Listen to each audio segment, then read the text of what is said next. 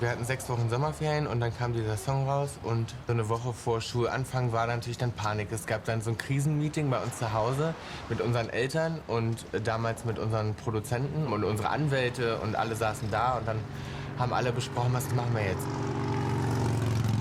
Und dann wurden wir halt die ersten 3 Tage auch immer abgeholt aus der Schule mit Security raus. Und dann hat die Direktorin irgendwann gesagt, also es geht nicht mehr, auf keinen Fall, sie möchte uns gerne beurlauben. Und dann hat sie uns ein Jahr beurlaubt und daraus wurden dann 2 Jahre und dann glaube ich noch mal ein halbes Jahr und dann waren wir auch 18. Da mussten wir eh nicht mehr zur Schule, ne? Dann war das eh alles gegessen, das Thema. Und dann haben wir halt irgendwie danach meiner Mama zuliebe, haben wir dann für sie sozusagen noch so einen Fernabschluss noch mal gemacht. Ich bin von allen, glaube ich, noch am längsten weiter zur Schule gegangen. Natürlich immer mit extrem vielen Fehltagen, weil wir auch ja direkt von Anfang an eigentlich jede Woche durch ganz Deutschland gereist sind, von Top of the Pops zu The Dome und was weiß ich wohin. Klar wurde man auch angesprochen und da waren auch Fans vor der Schule. Das hat sich natürlich relativ schnell rumgesprochen, wo wir alle zur Schule gehen. Aber das war nicht so krass wie bei Bill und Tom, auf keinen Fall. Ich bin von der Sekundarschule, wollte ich aufs Wirtschaftsgymnasium. Das habe ich auch tatsächlich 4, 5 Wochen gemacht. Mit dann im Endeffekt, glaube ich, einem umgerechneten Notendurchschnitt von 5,4. Und dann war ich eigentlich so weit, dass ich dann gesagt habe, nee, ich brauche jetzt hier eine Freistellung. Das funktioniert jetzt so nicht. Dann habe ich eine Freistellung bekommen. Die ist dann in den 18. Geburtstag dann quasi reingefallen. Und dadurch habe ich dann, gut, also wäre sowieso keine Zeit für geblieben, irgendwie irgendwas anderes zu machen. Entweder Musik jetzt oder gehst aufs Wirtschaftsgymnasium und machst BWL-Scheiß. Wir waren 16 und dann ging das so komplett durch die Decke. Und dann waren wir auch viel unterwegs. Und jetzt bin ich 28. Das sind jetzt 12 Jahre. Letztes Jahr waren wir auf der ganzen Welt unterwegs. Dass wir mit der Band dahin gekommen sind, das ist ein absoluter Sechser im Lotto. Die Band jetzt besteht immer noch aus den gleichen 4 kleinen Kindern wie damals, die, wenn sie zusammen sind, immer noch das gleiche Gefühl haben wie beim ersten Auftritt, würde ich mal behaupten.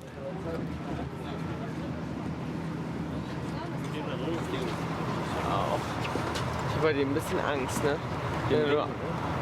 Mit dem Ding hier, ne? Der hat ja nur einen kleinen Propeller vorne dran. Der ist ja winzig, guck mal, wie klein er ist. Das ist ein Segelflugzeug. Der Propeller ist größer als bei dem mit dem anderen. Bye. Welcome. Thank you. Die Deutschen haben kein Alkohol und können nicht rauchen, oder was? Achtung. Gustav.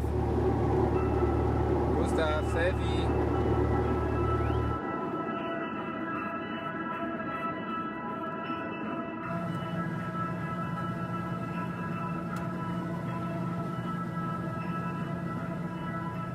Wir haben von Anfang an polarisiert, vor allen Dingen Bill natürlich. Es hat schon weit vor durch den Monsun angefangen. Schon hier in Magdeburg ist Bill aufgefallen und die Hälfte aller Bands fand uns scheiße.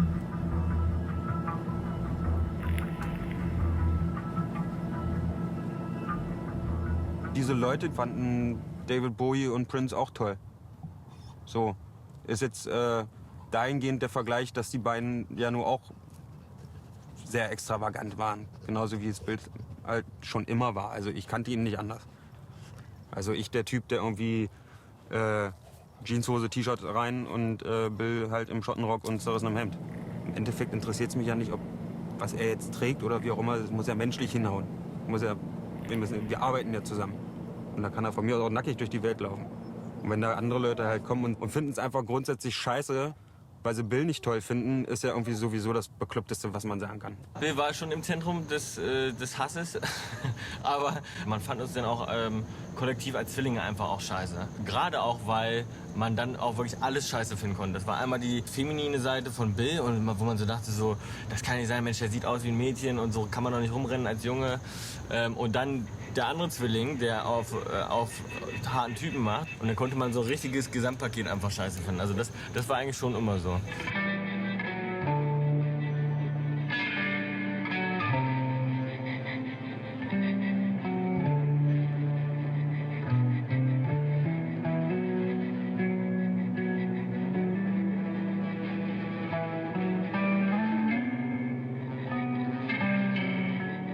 mussten gucken, wo können wir überhaupt auftreten.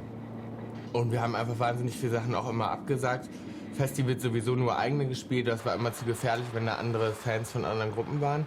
Die haben dann angefangen natürlich Sachen zu schmeißen, da flogen dann Bierflaschen und Eier und die haben diese Steine, die in den Schienen liegen, und haben die geworfen. Und unser Security hat uns ins Auto geschmissen, ich weiß nicht, hat mich auf den Boden lang gezogen und dann haben die echt die Scheiben eingeschlagen und wir sind halt mit Vollgas da rausgefahren. Das war so 2006, würde ich sagen, da waren wir so, 16.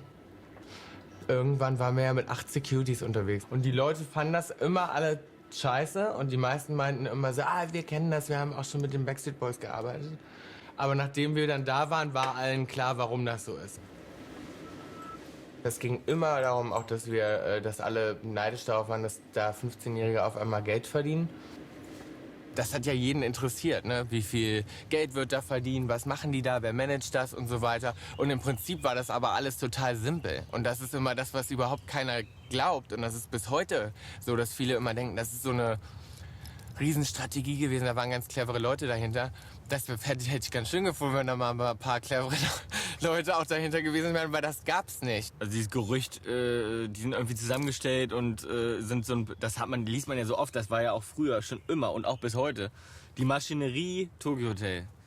Und das finde ich halt immer so witzig, weil das war nie eine Maschinerie. Das war also wirklich Erfolg durch Zufall und dann hatten wir einen Haufen Leute, die das vorher im Prinzip auch auf dem Level noch nie gemacht haben.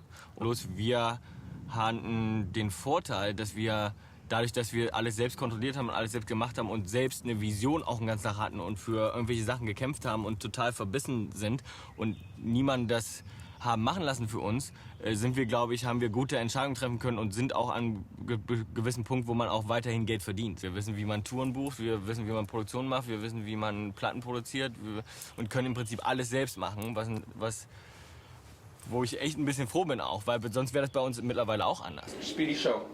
Ich fange vorne an. Okay, wir würden gerne mal. We found us. Ich finde, ihr seid beide sehr talentierte Instrumentalisten, also zumindest was Seiteninstrumente angeht. Ich packe meinen Koffer nehme mit einer Zahnbürste, eine Britney Spears CD, Flasche Jack Daniels, Bohrmaschine, Eine Britney Spears CD, eine Flasche Wasser. eine Bohrmaschine, ein Fleckenstift, eine Zahnbürste, ein... Drei, es war nicht der Stromverteiler, ne? eins nee, und raus.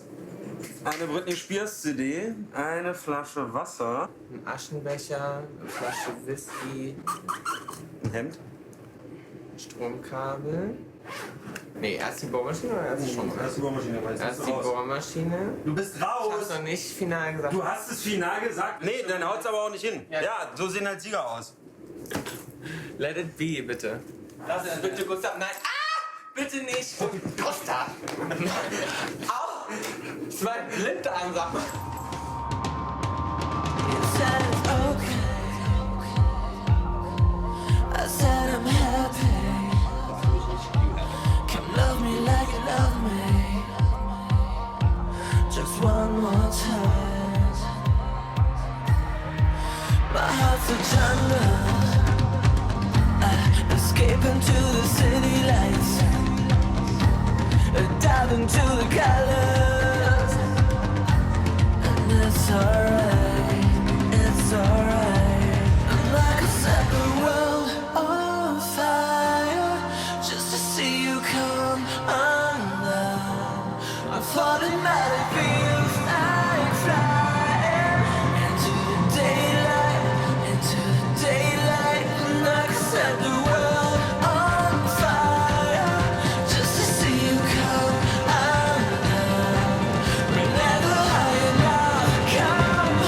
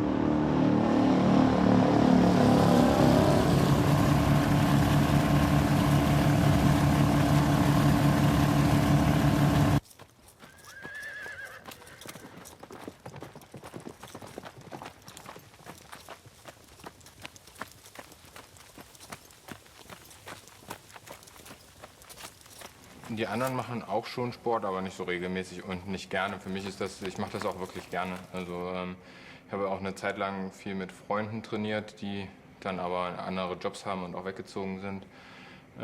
Aber für mich ist das auch so ein bisschen immer Kopf ausschalten. Ich gehe meistens eigentlich recht spät abends zum Sport, wenn es auch schön leer ist, um so einen Rhythmus reinzukriegen und so einen täglichen Ablauf immer. Wir sind sowieso so einmal am Tag für mindestens eine Stunde, anderthalb sind wir im Park oder so, wegen den Hunden einfach. Ansonsten sitzen wir ehrlich gesagt im Dunkeln, weil wir sofort ins Studio gehen und da ist immer dunkel. Und ansonsten sind wir auf Tour. Wenn wir auf Tour sind, sehen wir sowieso kaum Tageslicht, weil da bist du den ganzen Tag nur in der Halle. Jetzt zu unserem Geburtstag zum Beispiel war es so, dass wir eigentlich dachten, ja, wir sollten lieber irgendwie das Kontrastprogramm machen. Und dann haben wir halt beschlossen, wir fahren nur zu zweit und mit den Hunden irgendwo in die Natur und machen nichts anderes. Und da ist es auch ganz schön, immer so abzutauchen. Und da gibt es eigentlich nichts Geileres, als irgendwo in die Natur zu fahren. Also es gibt einem einfach Energie.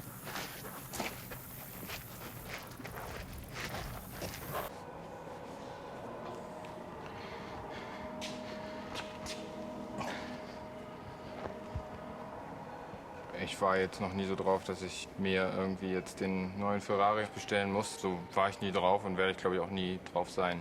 Also für mich haben andere Dinge viel mehr Wert als das.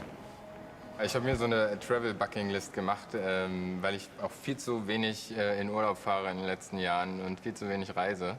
Ich will auf jeden Fall eine Island-Tour machen, so eine 3 Wochen Roadtrip-Tour einmal um Island rum. Dann Thailand zum Beispiel, habe ich auch noch nicht urlaubsmäßig gesehen. Das könnte ich mir schon vorstellen. Ich habe den Bootsschein gemacht, um ab und zu mal rauszukommen. Du kannst ja in Brandenburg super Boot fahren zum Beispiel. Kannst auch hier in der Gegend bei uns fahren. Also von daher kannst du auch die Elbe hoch und runter fahren. Also weil Bootsfahrer irgendwie auch nochmal ganz andere Leute sind irgendwie. Das ist halt so, die sind dann doch schon manchmal ein bisschen verrückt, aber wo ich mich dann auch ganz, ganz wohl fühle.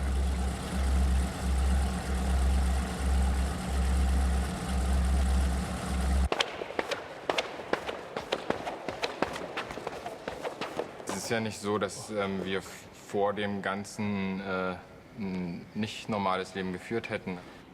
Also ich hatte nie das Gefühl, dass ich irgendwie jetzt mich für was Besseres gehalten habe.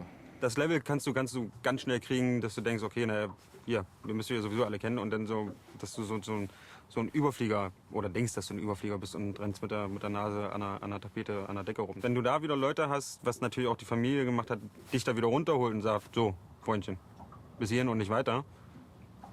Du wurdest eigentlich immer ganz gut aufgefangen. So. Also gerade auch meine Eltern waren dann auch da.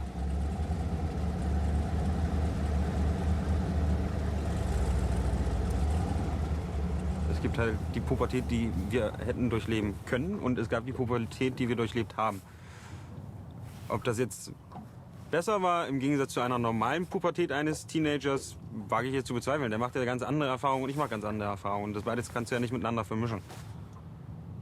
Im Endeffekt, glaube ich, ist vielleicht diese normale Pubertät zu haben bestimmt stellenweise besser. Aber gut, ich weiß es ja nicht. Ich hatte ja eine andere. Wir sind so ein bisschen aus dieser kindlichen Befreitheit rausgerissen worden und sofort im Prinzip eine verantwortungsvolle Führungsrolle ja gesteckt worden, die wir natürlich selbst gewählt haben, weil wir alles selbst entscheiden wollten, aber dann natürlich auch schon in sehr jungen Jahren mit Entscheidungen konfrontiert waren, die manche ihr ganzes Leben lang nicht treffen müssen. Wir haben ja schon relativ früh so ein richtiges Business eigentlich geführt und stehen dann natürlich am am Kopf da und da hängen ganz viele Leute mit dran. Ich glaube, man könnte es wahrscheinlich so organisieren, dass man irgendwie nicht mehr arbeiten müsste, aber dann kann man das Leben, was wir gerade führen, auf jeden Fall so nicht bis ans Ende seiner Zeit führen, so, weil wir natürlich auch wahnsinnig viel Verantwortung tragen. Ich glaube, wir haben irgendwie 15 Leute auf unserer Payroll jeden Monat, die einfach alle bezahlt werden müssen und das schon seit wir 15 sind. Ne? Und da muss es natürlich auch immer weitergehen. Unabhängig vom Geld haben wir trotzdem auch Existenzangst im Sinne von, weil das ja das Einzige ist, was wir machen. Wenn ich dann irgendwann nicht mehr touren kann, dann wäre das ja auch eine Existenz, die kaputt ist. Ob ich jetzt trotzdem noch meine Miete zahlen kann oder mein schönes Auto finanzieren kann, ist das ja schön auf der einen Seite, aber auf der anderen Seite ist ja die Existenz trotzdem kaputt, weil wir leben ja von der Kreativität trotzdem. Irgendwann kann es auch sein, dass die Leute dich nicht mehr hören wollen, du nicht mehr touren kannst. Und das macht natürlich auch psychisch wahnsinnig Probleme, weil man wahrscheinlich denkt, so krass, keine Sau will mehr deine Musik hören. Und da hat man natürlich immer auch ein bisschen Angst.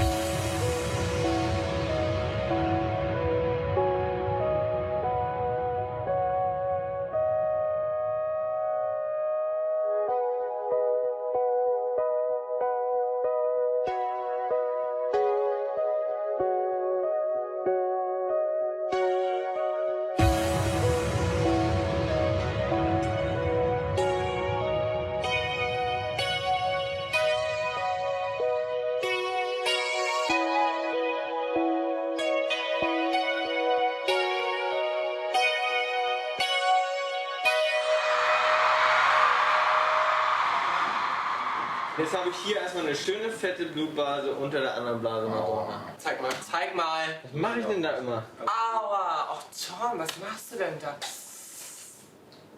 Aufstechen, aufschneiden. Mahlzeit. Hallo, bitteschön. Was darf es denn sein? Die vegetarischen Spieße und Rinderfilet. 1, 2, 3, 4, 5 Scheiben. Ich war eigentlich schon immer der Fatih. Kann man ja so sagen. Bill war irgendwie schon immer so der leicht Verplante. Tom war schon immer so dieser Eigenbrötler. Und Georg war immer dieser Denker. So, Bitteschön, Vater. der Abend gerettet. Der Abend ist gerettet. Gustav ist eher so ein Familientyp. Er ist jetzt Papa und verheiratet.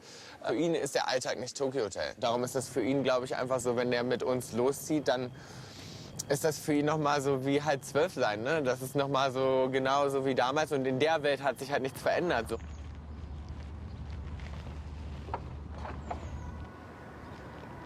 Ja, Gustav ist immer so Gegenpol irgendwie in der Band. Der ist zum Schlagzeugspielen da irgendwie und braucht das irgendwie auch. Alles, was Business angeht oder Entscheidungen oder auch auf kreativem Level, wenn es darum geht, eine Songauswahl oder irgendwie, das ist alles, da hält er sich extrem zurück und vertraut uns auch mit unseren Sachen, mit unseren Entscheidungen und ist halt immer da, wenn man ihn braucht.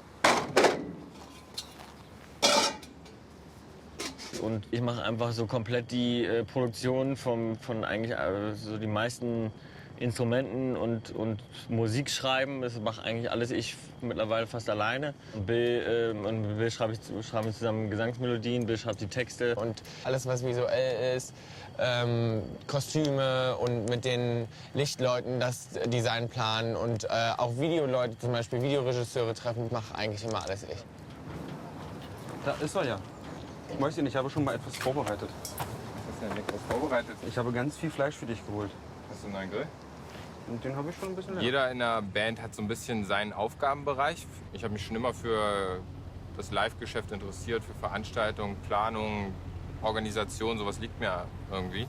Deswegen kümmere ich mich jetzt auch seit den letzten Jahren immer mehr und verstärkt um dieses ganze Live-Ding an sich, aber auch alles, was eigentlich mit Zahlen zu tun hat und die Band irgendwie betrifft. Da habe ich so ein bisschen die Hand drauf. Bill und Tom sind ja der kreative Kopf und Fokus der Band. Und wenn die sich mit dem ganzen Kram noch rumschlagen müssten, das würde einfach die Kreativität massiv behindern. Ist deiner auch so kühl wie meiner? Also heiß ist er jetzt nicht, aber Meiner ist noch kalt. kalt ist er nicht. Auch nicht, nee. So bin ich zu dir. Nur das Beste vom Besten. Wir sind ja heute on Sale gegangen. Das lief echt super an bei der Tour. Insgesamt 29 Termine und es ist komplett Europa. Osteuropa, Polen, Tschechien, Russland, Skandinavien. Bei uns ist das immer so, dass wir gegen Garantie spielen. Also die zahlen eine feste Garantie und wir haben dann eine Beteiligung hinten raus. Das Risiko liegt quasi dann beim örtlichen Veranstalter. Was aber, muss man fairerweise sagen, bei Tokyo Hotel relativ gering ist. Ja. Wir könnten jetzt eigentlich auch einfach 4 Panflöten kaufen und Ja. Uns auf die Bühne stellen und ein bisschen Panflöte spielen. Könnten wir vielleicht bei dem noch mal ein bisschen trainieren, der vor dem Karstadt bei uns immer stand. Der Indianer. Steht der immer noch? Weiß ich nicht, ich glaube nicht.